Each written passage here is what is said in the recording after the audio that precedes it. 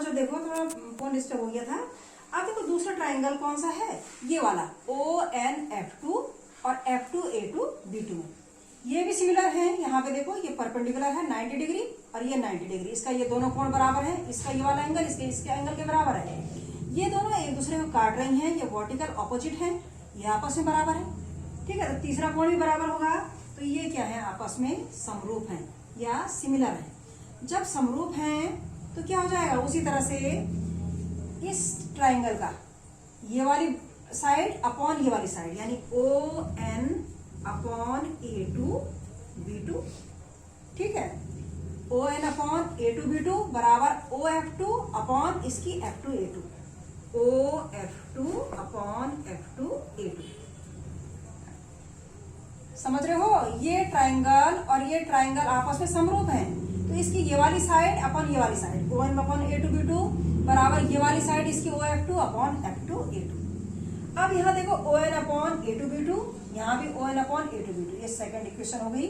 तो क्या है, ये दोनों साइड बराबर है, इसलिए OF2 अपॉन ये बराबर इसकी हो जाएगी, इसलिए क्या हो जाएगा ON अपॉन A2B2 बराबर OF2 अपॉन F2A2 बराबर क्या हो जाएगा A1B, ये देख रहे हो, ON अपॉन A2B2 बराबर क्या हो जाएगा OF2 अपॉन F2A2 बराबर OA1 अपॉन OA2। कुछ नहीं किया हमने, ON अपॉन A2B2 का मान क्या है, ये है, तो ON अपॉन A2B2 क्या कर दिया OA1 अपॉन OA2, और ON अपॉन A2B2 का मान क्या है, ये भी है, तो ON अपॉन A2B2 का मान भी ये रख दी। तो दोनों की लेफ्ट हैंड साइड एक साइड बराबर है, दोनों की राइट हैंड साइड भी बराबर होगी। तो हमारे पास ये आ गया इक्वेशन ये वाला OA1 अपॉन ये तीसरी इक्वेशन। अब इनमें क्यों निकाला हमने, क्योंकि अब हमारे पास वैल्यू हम लिख सकते हैं, है ना। OA1 अपॉन OA2, OA1 क्या है, distance of optical centre from object, यानी वस्तु की दूरी प्रकाशिक केंद्र से OA1, वो क्या हो जाएगी, इधर लिख दो इसको OA1 अपॉन OA2 बराबर OF2 अपॉन F2A2। OA1 देखो बच्चों U है, तो मालूम है जब प्रकाशिक किरण से इंसिडेंट रे के ऑपोजिट डायरेक्शन नापी जाती है डायरेक्शन में, तो वो नेगेटिव होती हैं, और जो उसी की दिशा में नापी जाती हैं वो पॉजिटिव होती हैं। तो OA1 क्या है, वस्तु की दूरी, यानी U आती है तो U नेगेटिव हो गई। OA2 क्या है, प्रतिबिंब की दूरी, इमेज की दूरी, तो ये क्या है V पॉजिटिव हो गई। OF2 क्या है, प्रकाशिक केंद्र से ऑप्टिकल सेंटर से फोकल पॉइंट की दूरी, it is the focal length, it means small f। और F2A2 क्या है, F2A2 हमारे पास नहीं है, लेकिन F2A2 निकालने के लिए इस दूरी को निकालने हमारे पास ना, अगर ये पूरी दूरी हो और ये दूरी नहीं है, AB नहीं है, और ये पूरी 4 है और ये 3 है, तो इस पूरी 4 में से 3 घटा देंगे, ये आ जाएगा। ठीक है, इन सेम वे हमारे पास हमें चाहिए F2A2, ये कितनी है OA2 V है, और ये कितनी फोकल है, तो उस पूरे V में से ये F घटा देंगे तो F2A2 आ जाएगा, यानी कितना हो गया V माइनस F। ये दोनों पॉजिटिव है, इधर को ना समझ रहे हो, F2A2 यानी पूरा V इमेज की डिस्टेंस माइनस F, इतना यह। अब कुछ नहीं करना, अब क्रॉस मल्टीप्लाई करना है, तो क्या हो जाएगा, इसलिए ये क्या हो जाएगा, इसलिए minus U into V minus F बराबर VF, खोल लो इसको, माइनस UV प्लस UF बराबर VF। अब उसके बाद इधर ले आओ इसको, या इसको उधर ले जा लो, VF यहाँ है माइनस UF, इधर ले गए, बराबर क्या बचा minus UV, VF minus UF, और नहीं भी ले जाते कोई फर्क नहीं पड़ता, बराबर माइनस UV। अब देखो बच्चों पूरी इक्वेशन को UVF से डिवाइड कर दो, UVF से भाग देंगे, भाग देकर, तो दोनों साइड देंगे, लेफ्ट हैंड साइड में भी देंगे और राइट हैंड साइड में देंगे। UVF से भाग देंगे तो VF upon UVF, VF cut जाएगा, 1 अपॉन U आ जाएगा, माइनस UVF से भाग देंगे, UF कट जाएगा, यहाँ V आ जाएगा, UVF से भाग देंगे, यहाँ पे UV कट जाएगा और F बच जाएगा, है ना। जैसे ये है minus U V upon U V F, ये कट गया बच्चों, -1 अपॉन एफ बच गया इस तरह से। अब क्या हो जाएगा, इसलिए क्या हो गया, इसको उल्टा कर दो, ये माइनस से गुणा कर दो, दोनों साइड करोगे 1 अपॉन बी, या उधर ले गए 1 अपॉन बी, इधर ले गए यू को भी उधर ले गए, -1 अपॉन यू बराबर 1 अपॉन एफ इधर लाओगे इतना, तो 1 upon V minus 1 upon U बराबर 1 अपॉन एफ, ये डेरिवेशन प्रूफ हो गया। This is the relation between U V F for a convex lens, and this is also for concave lens. ये लेंस का फॉर्मूला है, कैसे डेरिवेशन करना है, दोनों को इस तरह से कर लोगे, ठीक है। अब इसमें एक चीज और आती है, क्या छूट गया था, मैग्निफिकेशन। मैग्निफिकेशन क्या होता है, लीनियर मैग्निफिकेशन, यहाँ पे दिखा है, देखो हाँ दिख रहा है। मैग्निफिकेशन क्या है बच्चों, लीनियर मैग्निफिकेशन बराबर होता है इमेज की लंबाई अपॉन वस्तु की लंबाई, इमेज की लेंथ अपॉन ऑब्जेक्ट की लेंथ बराबर v अपॉन u। दोनों लेंस के लिए क्या आएगा, v अपॉन u बराबर i upon u। o, i मतलब इमेज की लेंथ और o मतलब ऑब्जेक्ट की लेंथ, इसको कहते हैं लीनियर मैग्निफिकेशन। एक चीज कल और मैंने निकाली थी परसों, मैं पूरा ही मिटा देती, मुझे पता नहीं चल रहा ना विजन हो रहा है कि नहीं हो रहा है। एक चीज और निकाल, विजन हो रहा है, मैं देख लेती हूँ दोबारा। अब देखो बच्चों, एक चीज परसों मैंने तुम्हें बता दिया था कि एक फॉर्मूला मैंने तुम्हें निकाल के दिया था, क्या था, 1 upon V minus 1 upon U बराबर n minus 1 upon r1 minus 1 upon r2। इसमें भी कई इंपॉर्टेंट चीज आती हैं, वस्तु की दूरी, इमेज की दूरी, r1 क्या है, वक्रता त्रिज्या है ना, radius of curvature both side, n क्या है, रिफ्रैक्टिव इंडेक्स या अपवर्तनांक, ये संबंध होता है। अब देखो हमें मालूम क्या है, 1 upon V minus 1 upon U, 1 upon F भी लिख सकते हैं। या क्या है, वस्तु अगर अनंत में होती है बच्चों, तो इमेज कहाँ पे बनती है, फोकस पे, है ना। तो वस्तु अनंत पे होगी तो इमेज कहाँ पे बनेगी, फोकस पे। या सीधे लिख दो 1 अपॉन एफ बराबर n minus 1 upon r1 minus 1 upon r2। इसमें एक इंपॉर्टेंट चीज आती है कि अपवर्तनांक की फोकस दूरी पे निर्भरता, कि रिफ्रैक्टिव इंडेक्स और फोकल लेंथ किस तरह से वेरी करते हैं। तो तुम देखो इससे 1 अपॉन एफ n है ना, n ऊपर है और ये 1 अपॉन में है, रेसिप्रोकल है, ये मतलब इनवर्सली प्रोपोर्शनल है, तो एक बढ़ेगा तो दूसरा घटेगा। इसका मतलब अगर क्या है, n ज्यादा है, जिसका अपवर्तनांक ज्यादा है, उसकी फोकस दूरी कम होगी, या रिफ्रैक्टिव इंडेक्स ज्यादा होगा तो फोकल लेंथ कम होगी। एक तो ये हो गया। दूसरा एक इंपॉर्टेंट क्वेश्चन आता है, 1 अपॉन एफ बराबर n minus 1 upon r1 minus 1 upon r2। इस n को हम क्या लिखते हैं बच्चों, ANG, A for air, G for glass, यानी कांच का हवा के सापेक्ष अपवर्तनांक। तो ये तो हवा में रखा हुआ कांच, तो हम ऐसे लिखेंगे। अगर हम कहते हैं किसी लेंस को हम पानी में डुबोते हैं, तो उसका अपवर्तनांक हम ANG नहीं लिखेंगे कांच वाला, तब उसको निकालना पड़ेगा। यदि लेंस को जल में डुबोते हैं, क्योंकि बहुत इंपॉर्टेंट क्वेश्चन आता है कि कौन सी कंडीशन होगी जब उत्तल लेंस अवतल लेंस की तरह व्यवहार करेगा, है ना। ये एक इस तरह से क्वेश्चन आता है कि बताइए हवा का बुलबुला पानी के अंदर अवतल लेंस की तरह बिहेव क्यों करता है। Why the air bubbles act as a concave lens when it is put inside the water. पानी के अंदर रखने पर एयर बबल्स जो उत्तल होता है, कॉन्वेक्स होता है, लेकिन वो कॉन्केव की तरह बिहेव करता है। व्हाई दिस हैपन, है ना। तो उसका आंसर ये है बच्चों, जब लेंस को जल में डुबोते हैं, है ना, जब लेंस को जल में डुबोते हैं तो हम क्या करेंगे, refractive index with respect to water निकालेंगे।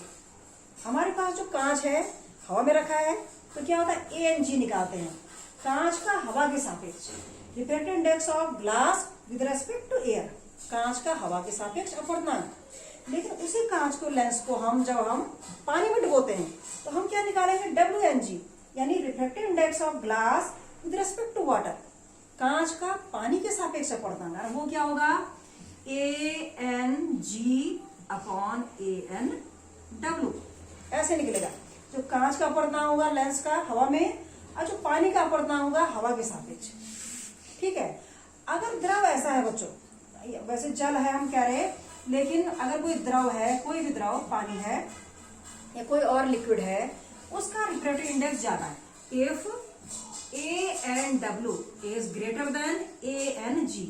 कांच का जो अपवर्तनांक है, जो सिंपल लेंस हवा में रखा है, और जो पानी का अपवर्तनांक है सिंपल हवा के सापेक्ष, अगर ये ANW पानी का अपवर्तनांक हवा के सापेक्ष, refractive index of water with respect to air, अगर ये बड़ा है, ये ANW बड़ा है, जब ये अपॉन वाला बड़ा होगा तो क्या होगा, ये राशि 1 से छोटी हो जाएगी, भाग दे रहे ना, नीचे अपॉन ANG अपॉन ANW, ये बड़ा है, ANW पानी का अपवर्तनांक ज्यादा है, ये ज्यादा होगा, ज्यादा से भाग देंगे तो 1 से कम आ जाएगी, इसलिए क्या होगा, ये राशि क्या हो जाएगी, लेस देन 1, ये 1 से कम होगी। और जब बच्चों ये 1 से कम होगी तो उस समय यहाँ पे ANG नहीं होगा, यहाँ पे हम WNG लिखेंगे, यहाँ पे हम इस फॉर्मूले में WNG लिखेंगे। और क्योंकि ये 1 से कम है तो ये क्या होगा, 1 से कम है और उससे 1 घटेगा तो ये बड़ा हो गया, ये नेगेटिव आएगा, इसलिए फोकल लेंथ क्या आएगी, नेगेटिव आएगी। और फोकल लेंथ जिसकी नेगेटिव होती है that is called concave lens. ठीक है, इसलिए लेंस किसकी तरह बिहेव करेगा, अवतल लेंस। समझ रहे हो, बहुत इंपॉर्टेंट क्वेश्चन है कि पानी के अंदर हवा का बुलबुला अवतल लेंस की तरह बिहेव क्यों करता है, जबकि उत्तल है, उसकी फोकस दूरी धनात्मक है, उसकी ऊपर वाली पृष्ठ उत्तल होती है, कॉन्वेक्स होती है, लेकिन वो तब भी बिहेव अवतल लेंस की तरह करता है। While air bubble inside the water behave as a concave lens, है ना। अब उसका रीजन क्या है, यही रीजन है उसका, क्योंकि तब हम क्या करेंगे, वैसे तो सिंपल कांच में हवा में रखा हुआ है तो फॉर्मूला ये है, जब हमें कांच को हमने क्या किया, पानी में डुबो दिया, किसी भी लिक्विड में डुबो दिया, तब हम क्या निकालेंगे बच्चों, WNG, रिफ्रैक्टिव इंडेक्स ऑफ कांच विद रेस्पेक्ट टू वाटर, कांच का अपवर्तनांक पानी के सापेक्ष या कांच का अपवर्तनांक उस द्रव के सापेक्ष, WNG, और वो होता है ANG अपॉन ANW।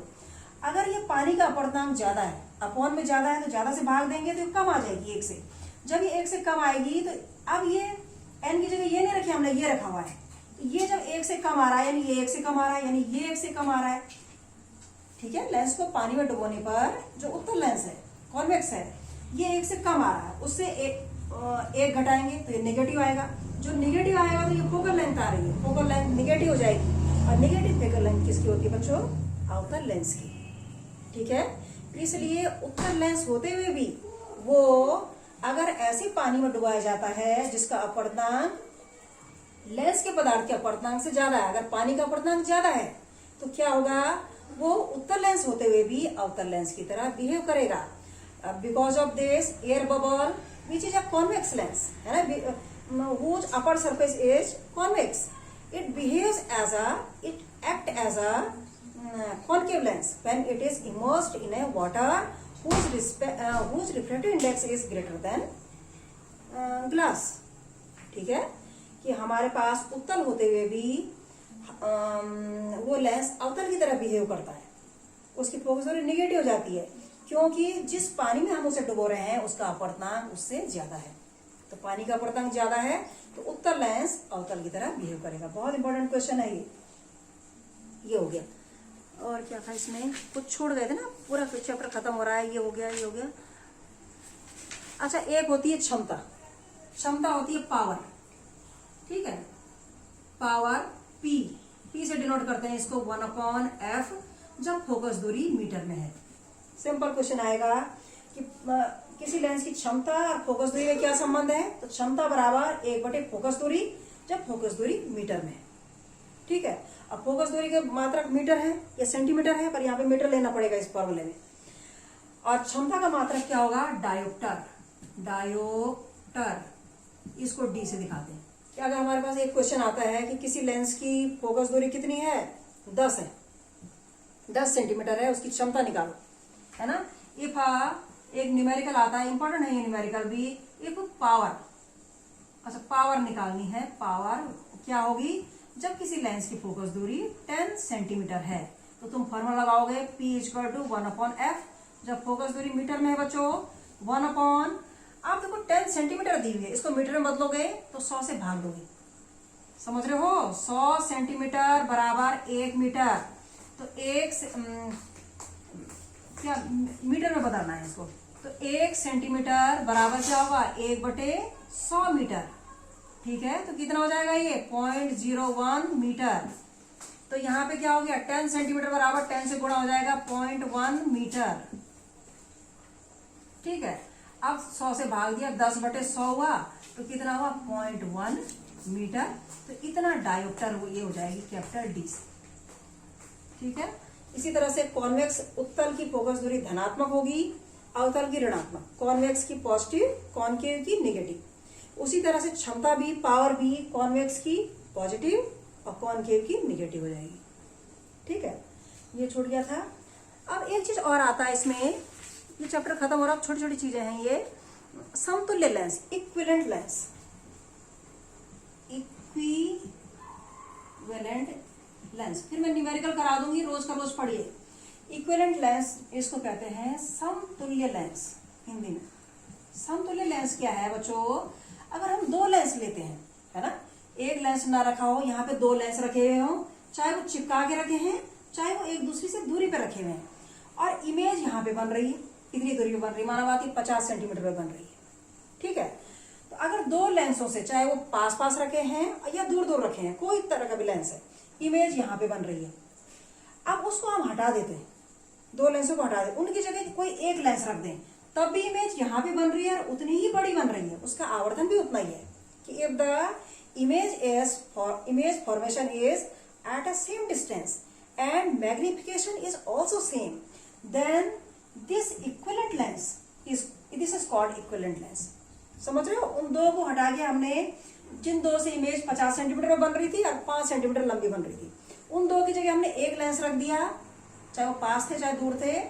अभी इमेज 50 सेंटीमीटर में बन रही है और 5 सेंटीमीटर लंबी बन रही है, मैग्निफिकेशन भी सेम है। तो इस एक को जो हमने बाद में रखा है, उन पहले वालों का समतुल्य लेंस कहेंगे, equivalent. This is called equivalent lens of those two lens. Okay, अब उसी तरह से आ जाती है 1/f, इक्विवेलेंट फोकस दूरी 1/f1 + 1/f2, इस तरह से आते हैं सवाल इनके। ठीक है, P = P1 + P2 क्षमता। तो इस तरह से ये थ्योरी मेरे ख्याल से पूरी हो गई है। जितने भी मैंने वो थे, और एक वो भी मैंने बता दिया तुम्हें, किस पोजीशन पे वस्तु होगी तो इमेज कहाँ बनेगी, वो नोट्स भेज दिए थे मैंने।